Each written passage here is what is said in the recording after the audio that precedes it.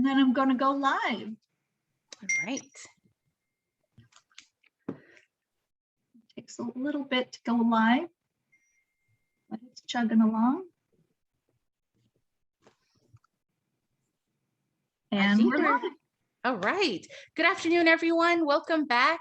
For those of us who joined us this morning, it was great to have you there. And those of us who are watching this later on, thank you for taking the time and watching these programs that we're doing per the Long Beach Gives for the South Coast Interfaith Council. So I am going to stop talking, and so that we have time to engage with our artists and our musicians. We're so grateful that they're here with us for the second session today. And so what I'd like to do is actually welcome and introduce everyone. If you don't already know her, the fantastic Susan Brooks, who is my president this year, a member of Temple Bethel in San Pedro. And Susan will introduce her dogs who are who are there, and Cheryl Bentz is always here, and she's the one who handles all of this. So Cheryl Bentz, our office administrator as well. But Susan, I hand it over to you, and I'm excited to see and hear the artwork and the music and have conversations with our guests today. Thanks, Amelia. My son walked into my room just in the nick of time to tell the dogs to go downstairs. Hopefully they'll stay that way. All right. They didn't cooperate this morning at all. It's a pleasure to be here again. I'm a little more wide awake than I was at 9 o'clock this morning when we were speaking, so that's a good thing. We were talking about what we wanted, all the different programs we wanted to do during the days of Long Beach Gives to uplift people, to provide a little bit of entertainment, to provide just a respite from people's day. And we talked about art and how that interacts with faith. And so these two amazing folks came to mind immediately, one who I've known for a little while and one who I've only recently met. Tom Rosenberg is a member of my synagogue at Temple Bethel. He is a lawyer during the day and a musician and an amazing father the rest of the time. Oh. He may share with you a little bit about his clan. He has many sons, not all by birth, who come from many, many backgrounds, and I think probably has a lot to do with his interfaith interests. Rivka, I just met a couple of weeks ago, small world that it is. I knew her husband through the Facebook world. I knew they had moved to Long Beach and had no clue that his wife was an artist until I read an article of hers and saw the links at the bottom to her website. And Rivka is also Jewish. She's an observant Jew who lives in Long Beach and is a transplant from the East Coast and Chicago, and has a really interesting way of approaching her art. And I'm going to start with her and ask Rivka to briefly tell us about the project that brought you and I together. You're on mute, Rivka. Sorry. Thank you for having me, and let me know if I'm loud enough. So the latest project I'm really excited to be here with your organization, because this is actually the first interfaith project I've ever done. So basically the project, very simply, I'm going to tell you very simply, and then I can go into like all the ideas and depth behind it. So very simply, I just want to get together with 10 different people of different faiths and just draw portraits of them. And then we'll all get together another time and have an event together where we really connect on a deep level, not necessarily about our different faiths, but just connecting. And the depth behind that idea is that basically I really believe in the power of presence, that when we just like sit with each other, and when we just when we're in front of each other, it's not about all the ideology. It's not about, all the ways in which our minds can separate us from each other, but we're just like in awe of each other as human beings. And it's a much deeper level. So I take it back to like when I first started doing art, what really got me into art was figure drawing. I I used to love like figure drawing classes, or it would be a nude model. And I was very young at the time. I was like 16, 17. And I was so like in awe of being in the presence of someone who was so vulnerable and who was so exposed, and not in a inappropriate way, you know, just like I was like, wow, like we human beings are such like complex, fragile creatures, you know. And so just being in the presence of someone, you can really connect with that energy, can connect with the depth of person and their essence. And so the idea is, before I even get to know these people of different faiths on a deeper level, I just want to just sit with them, and for us to kind of enjoy being in front of each other, and being in each other's presence, and me trying to capture them. One of the things I really like to do when I'm creating portraiture is I really try to tap into the person's essence, and I try to really feel their energy, feel their life, because we're physical beings, and like our life is stored in our body, in our faces, and in our reactions. So you can just tell so much of a person just by looking at them. And so that's one part of it, is just being in the presence of each other and connecting in that level even before words. And then the next level is something that I've spent the last 5 years doing in Brooklyn. Was me and my husband, we ran an organization that was involving Jews, and it was involving Jews of mostly it was Jews who were currently Orthodox, and Jews who had left Orthodoxy were the people who usually came to our events. And we would just get together. It was usually once a month. It was at our home, and we would share art, and we would share ideas, and it was an open free for all. Our door was unlocked, and people would come in between like 9 at night. It usually began, and it went until sometimes like 2 in the morning. And it was just people would come and go. There would be so much laughter. There would be just so much conversation. And it was for me this huge eye-opening experience, because I was like, this is the greatest high of my life, is being with people. Like, how often do you just sit and talk with people for like 5 hours and just laugh and share? And to me, connecting in that deep way, again, is really getting us beyond our ideology, you know, and ideology is important, and philosophy is important. And I think there's definitely a time and a place to discuss all of that, and that will deepen us as human beings as well.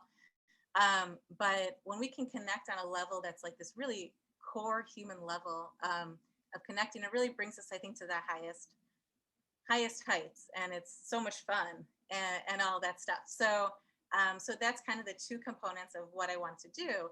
And one thing I wanted to add as well was that people who heard about what we would do, they would say, so for people of like different, who are not within the Orthodox or just left Orthodoxy world, I mean, might be like, oh, what's the big deal?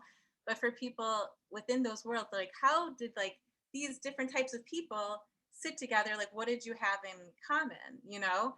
And for me, I was always like, I would sit together with these people, and I didn't feel like these people were different than me. I felt like these were my people. Like, these were people that of course we were different on certain levels, but I felt like we connected so deeply. These were my people, you know? So I've really not had I've not taken the opportunity to do connections and deeper relationships with people of different faiths. And I really kind of want to continue that journey of what we did in Brooklyn into Long Beach and Southern California, where we just have a lot of fun together, and we connect on a really deep level, and we share stories, and we share laughter, and we just sit in the presence of our deeper humanity. So that's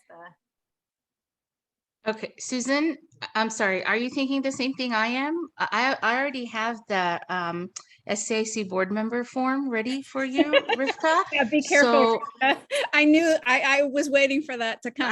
I mean, I was like, this is perfect. Go ahead. But I Sorry, think it would please. be a really good time to, Cheryl had pulled some pictures of your artwork off of your website, Rivka, and I'm going to ask Cheryl to share some of those so people can get an idea of the type of art you've done. It's absolutely beautiful. Should I just share the website? Because it's, yeah, I mean, There's the ones that I think it was on the first page, there were 5 that were that, I mean, they were just gorgeous. I mean, while Cheryl is doing that, in all seriousness, there, but that's I find it so inspirational that I think a lot of times, you know, we do interfaith work, right? But there's also intra-faith, right? Where we're working with, where we're deal with people within our same faith community, but, you know, in various denominations or whatever it might be. And sometimes that's even harder. So I think that's amazing, this initiative that you had and how you're extending it to go beyond just, you know, people of Jewish faith. But yeah, but just look at this. This is, it's absolutely amazing. Tell us a little bit. Maybe Susan, do you want to, I don't know if Yeah, let me know how much time you want me to take. Give you like another 5 minutes, maybe. Sure. Yeah, so this is from the series called like Shifting Society. So it's talking about different issues within society. So the first one was inspired by Hannah Senish, who it's called The Truth Will Win Out. Hannah Senish she's a really popular Jewish figure within certain Jewish circles, definitely within the conservative movement. A lot of people know about her, not necessarily within the Orthodox movement within Judaism, but basically she was a Jewish woman who paratrooped during World War II. She paratrooped for the British side, and she tried to go back into Hungary in the 1943. She tried to go back. She was from Hungary. Paratrooped back into Hungary in order to try to save Jewish people. She was captured, and she was tortured. And these crazy stories of her torture in Hungary by the fascist government, and she refused to divulge information. She had information from the British. She had like a certain instrument that they had caught her with, the radio. So she refused to divulge any information. They tortured her like crazy, and they had a court case with her. And in the court case, that, you know, they offered her the opportunity to beg for mercy. And this incredible speech that she gave, where she said, she turned and she accused them all, and she said, "I'm not the traitor, you're the traitor, and one day the world will find out." And it was such a powerful speech, because, you know, we can see back, you know, and know that she was right. But the time that she did that, she had no idea if the world would ever find out, but that she had the guts to, like, you know, stand up for herself the entire time. They ended up sentencing her, and she refused a blindfold, and she just watched while they shot her and killed her. And she was a poet, and so she there's some Jewish songs that people sing that she wrote. And she just really inspired me, you know, that this woman who, you know, just stuck with her principles and believed that the truth will win out. So, you know, in times where, you know, recent times and in times in our lives when we feel like we don't know if good is going to prevail, she inspires me that she really believed it, and she really was going to stick up for it till the end of her life. And the next one, I Don't Hate America Just Because I Need to Change. So this is a portrait of a good friend of ours, Richonne, who also goes by Manish Tana, and he's a writer and a great speaker, and he's an African-American Jew. And this was kind of right before the new election, the recent election, and you know, there was this rhetoric of people who, you know, myself included, just because I wanted America to change. I didn't want America to embrace. I don't know how much I can talk about politics, but I didn't, you know, I think Trump was, you know, really divisive and really bringing America down, and not just Trump, but there's issues within America that need to change. and continue to need to change. And I believe that it's important, just because I want things to change doesn't mean that I hate America, and I think coming to terms with all the things that I don't like America also helps me be like, all these things bother me, but like all these, that I'm American, and there's so many things I love about America. And of course, all of our voices should be heard, even if there's things that bother us.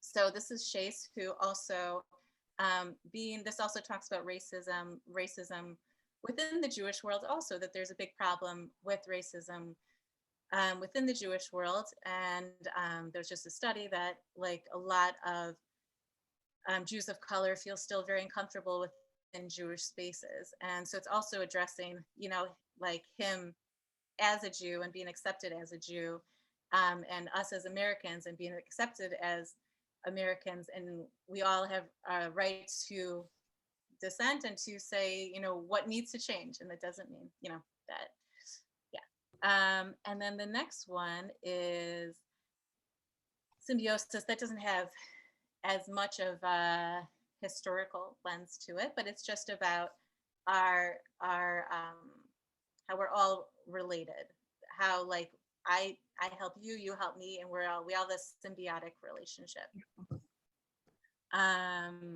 So yeah, so those are those. And do you work primarily in pastels, right? No, mostly acrylic. Acrylic, okay. Yeah. Beautiful, thank you so much. And Absolutely. it's a piece of art that Rivka did of Martin Luther King with Rabbi Abraham Heschel, who, for those of you who have studied the civil rights movement, know that Rabbi Heschel was very much one of Reverend King's advisors, his spiritual advisor, in fact, in many ways. And that was the picture that I found that just caught my attention. And but a week before, I got an email from Rivka. So you never know in this work, where things are going to lead to. But as you can see, her work is absolutely amazing. And I'm so looking forward to her project for Long Beach when she does these portraits of these 10 folks from different faith backgrounds, and hoping that I'm going to put her on the spot here and say, since I'm helping her get her subjects, that I get to be part of that gathering when the time comes, because it sounds amazing. It does. And let's not forget, we're also looking forward to her time on our board. So thank you, Rivka. Yes, we'll talk more. And so now I'm gonna turn to Tom, who I said is during day by day he's an attorney, and still spends some time in Chicago from where he's from. But we've been very lucky to have him part of our Temple Beth El community and on our Temple Beth El board. And he, on the side, just loves music. And he reached out to me, I don't know, probably around this time last year, wanting to connect with some interfaith folks because he was writing some music. And he wanted to be true to the faiths that he would speak about, and didn't want to make any mistakes or anything like that in representing other faiths. So Tom, if you can maybe tell us a little bit about your family and how you came, because I have a feeling that has something to do with why you came to wanting to do some interfaith songs. Sure. Can you guys hear me? Okay. Yeah, thanks for having me here. And it's really amazing what you guys do. And when I learned about you guys from Susan, I was like, wow, it's so in line with kind of where I am and have been. And so I kind of got involved, I think, probably in interfaith before I was born. My mother was a good Italian Catholic girl, and my father was Jewish in Chicago, and they got married in 1953, which was a big deal. For at that time, there was no really interfaith. There weren't even options, right? And I think that was the year I looked on your website that it actually the council started. That's right. So, and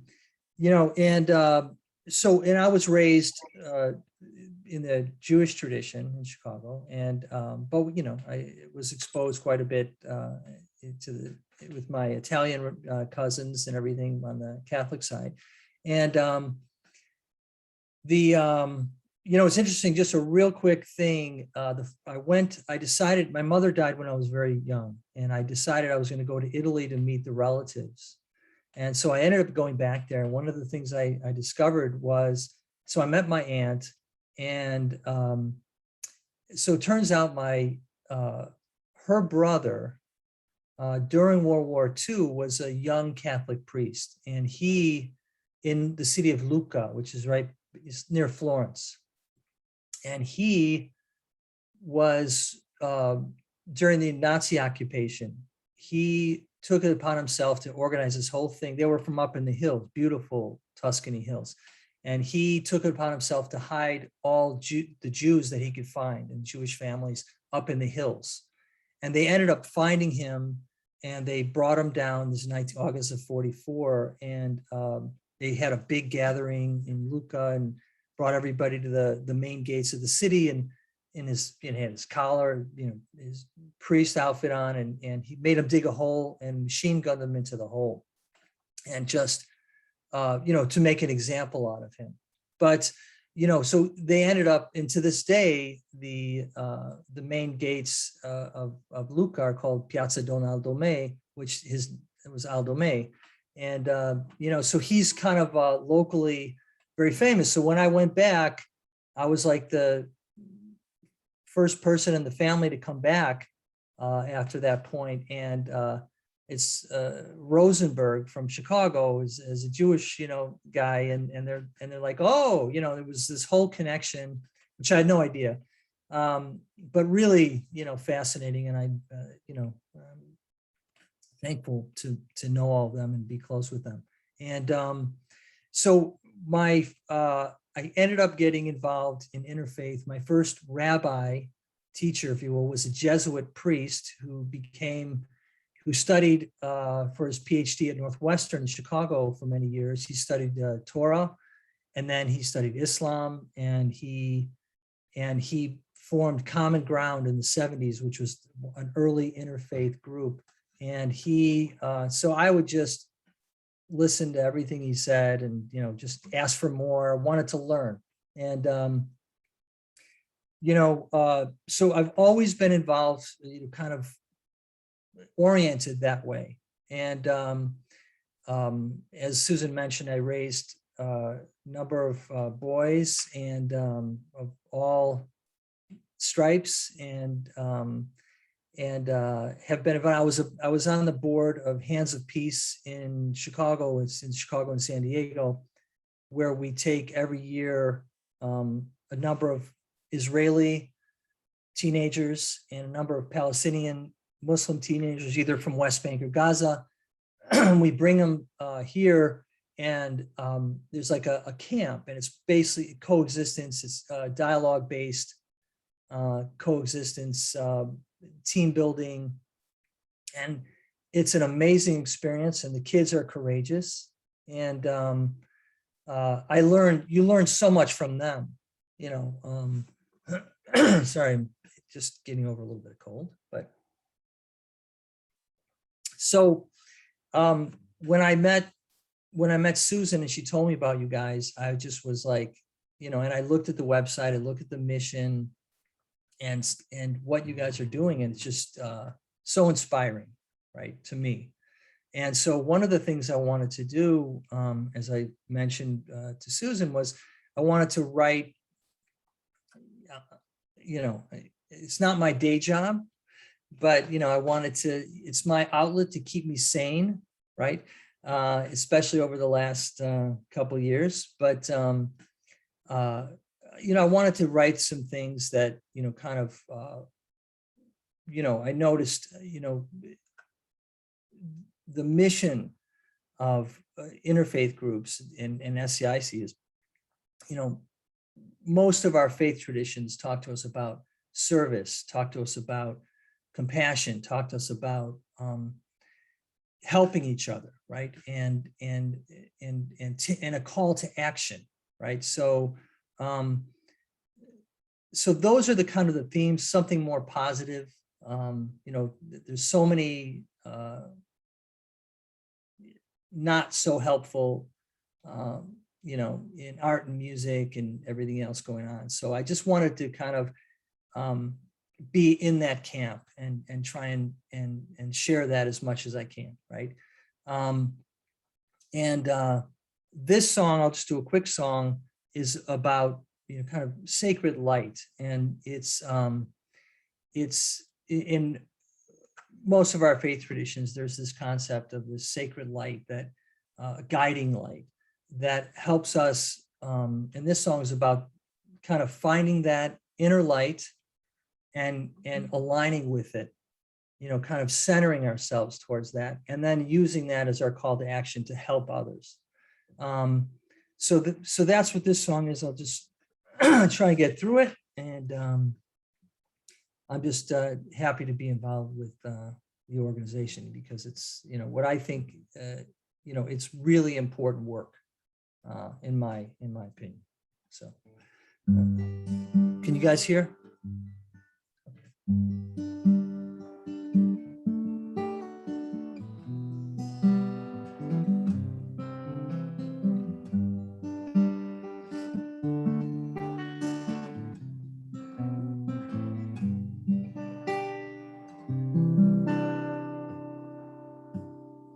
Elohai, would you help us to see? Elohai, help us to be free. Let us fill our lives with your light. Elohai, infinite light, make our vision clear, to let go of our anger and fear. Let us guide our lives by your light. Oh, let freedom reign, let it shine inside, and break down our walls and free our minds. Let freedom reign, let it see our lives with new eyes.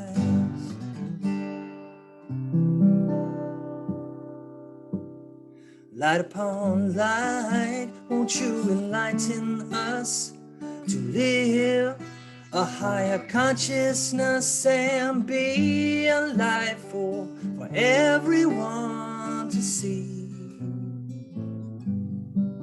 Teach us to care through your embrace. Teach us to heal, make this a better place. Let your hands be our hands, let your will be our goal, Lord. Let freedom reign, let it shine inside, and break down our walls and free our mind. Let freedom reign, let us see our lives with new eyes. Help us hear that still small voice and find inside your light. Help us see the divine mystery and guide us through the night. Let freedom reign, let it shine inside, and break down our walls and free our mind. Let freedom reign and see our lives with new eyes. Let freedom shine inside. So now, Amelia, you know why these two names came to the front of my mind as soon as we started talking about this program, to be able to share the work of these two amazing artists and see how their faith comes so clearly through their work. We know of art as a form of protest, as a reflection of society and what's going on. We use art for social justice, as Rivka did in one of her portraits, and how, as a historian, you know, people go back and look at the art of those times to learn so much. And I think we learned enough today from both of them to want more. Oh, yes. And, you know, the reason that we're doing these programs is because we are in the week of Long Beach Gives. SCIC serves the South Bay and greater Long Beach, North Orange County, and creeping out into LA as well area.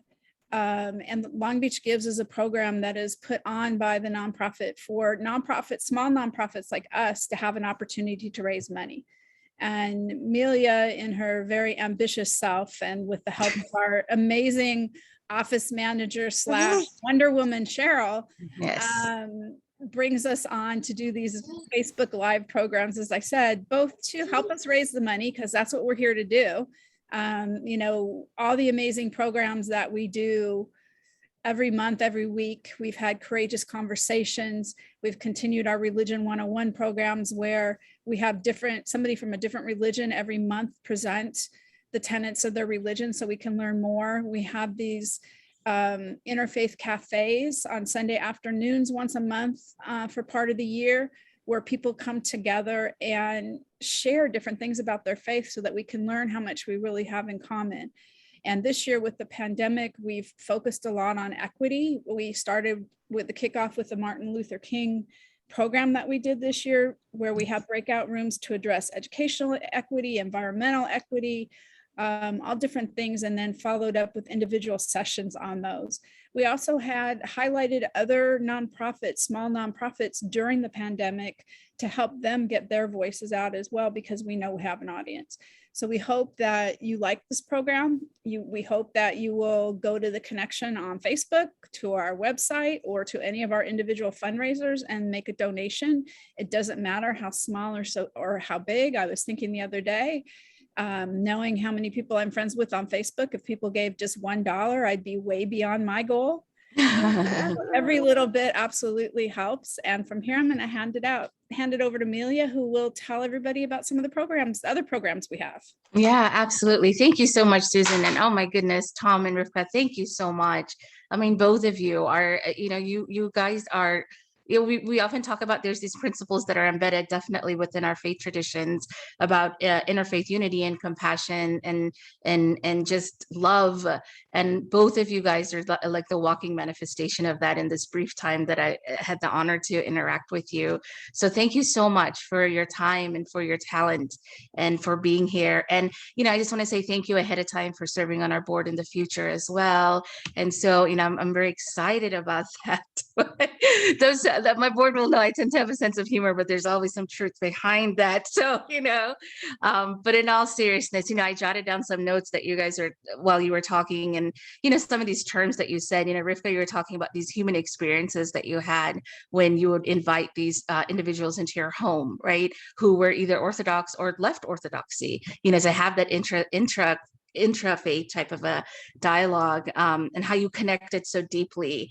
Tom, talking about how highlighting something positive, right, about faith, because you're right, we're so inundated with so many things that, that go to divide us rather than what unites us, and breaking down the walls, making this a better place. And really, all joking aside, yes, my daughter wants macaroni and cheese, but in all seriousness, I mean, this is what we do as an organization, and we're inspired by individuals like you to continue the work. So thank you so much. Okay, and bubble guppies. She also wants bubble guppies right now. But 2 seconds, Mama, 2 seconds. But yes, we do have other programs that are also coming up, and we invite you to please be a part of these. It's not just me, it takes a team, and I have an amazing team, starting with Cheryl, to my executive committee, to my president, Susan, and my board. This morning we had a program where we just greeted one another and expressed our gratitude to Long Beach Gives, as well as to everyone for your support. This was amazing. I mean, in my mind, I have programs that I have for both of you that I'm sure I'll be in touch, and I thank you for that. This evening, we're going to talk about, something, interfaith isn't always, there's discussions, there's divisions, there's things we are at the end of the day different, and we honor that, right? We come together not, I always say we don't come together despite our differences, but particularly because of that, because we want to show that even within our diversity, we connect on that human level, but it takes work, right? So our session tonight will talk about finding common ground in a divisive world, operating from a faith-based perspective. What does that mean? Really quickly, to the rest of the week, tomorrow, every morning, we kind of start with meditation, with a looking at scripture, with looking at faith. So tomorrow we have a spiritual connection through scripture, the Islamic faith. We have a young woman who will be reciting parts of the Quran and talking about it, and what does that mean in terms of her connection and her spirituality. For lunchtime, we're going to have virtual lunch. We're going to have lunch with Food and Faith. Let's have lunch together. Our guest on Tuesday will be Dr. Rini Ghosh, who's a former president of the CIC from the Southern California Hindu community, and she'll be cooking some deliciousness, and we'll talk about that and how food unites us together as well. In the evening, we'll have a continuation of the programs to visions of hopeful future from poets and spoken word, and we have, oh my goodness, I think we have 12 lined up, so we're excited about that. Wednesday, we start the morning again with meditation from the Christian faith. We continue to have lunch with Cantor Elon Davidson. We used to have this fantastic program with him for the council. He also is a past president, Cooking with the Cantor. So there's a little microcosm of that. So with Elon, and I think he's going to make hummus, if I remember correctly. And the evening time, we have Hope Through Music, an evening of song and dance, music representation from the Muslim, Baha'i, Catholic, Jewish, hopefully Native American. I'm confirming that right now. Again, just showing the diversity that unites us. Thursday, meditation through Native American practices. We have a special connection to dinosaurs, the Interfaith Council, because, you know, I mean, interfaith can extend to dinosaurs too, right? But I will explain why. And those of us who were part of the program last year, you know about the dinosaurs, and we'll continue that journey with the dinosaurs on Thursday. And then on the evening of Thursday, we have Religion 101, where that's a monthly program of the Interfaith Council where we focus on a different faith tradition, and that the fourth Thursday of the month. And so that falls this Thursday as well. And Friday, our concluding day, we'll have, in the morning, we'll start with a Buddhist meditation, and then we'll really just have a rewind and recap, a time for reflection, where we talk about this week and how we kind of showed it's a microcosm of what the SCIC does on a daily level, on a yearly level, through our multiple programs. So we invite all of you to, please join us and be part of that. If you can't join us live, it's on our website, it's on our YouTube channel. It'll be, I'll share it through social media as well. I'm just so grateful to both of you. Thank you so much, from my heart to yours. And Susan, before we did pretty good, Susan, 12:38. I was like, Susan, no, we're not going to get done in half an hour. Susan, there's no way. Susan's like, we can do it. I remind you that I'm the first president to keep us on task and on time with our meetings. Like, this is true. But yes, just another thank you again to my dear friend Tom and Rivka, who I'm sure is going to become a dear friend as we get to know each other better. Thank you so much for joining us. Absolutely. Thank you, guys. And please don't forget to support and continue being with us this evening, please. All right. Have a great day. Thank you, guys. Thank you, Susan. Have a good day. All right. Take care.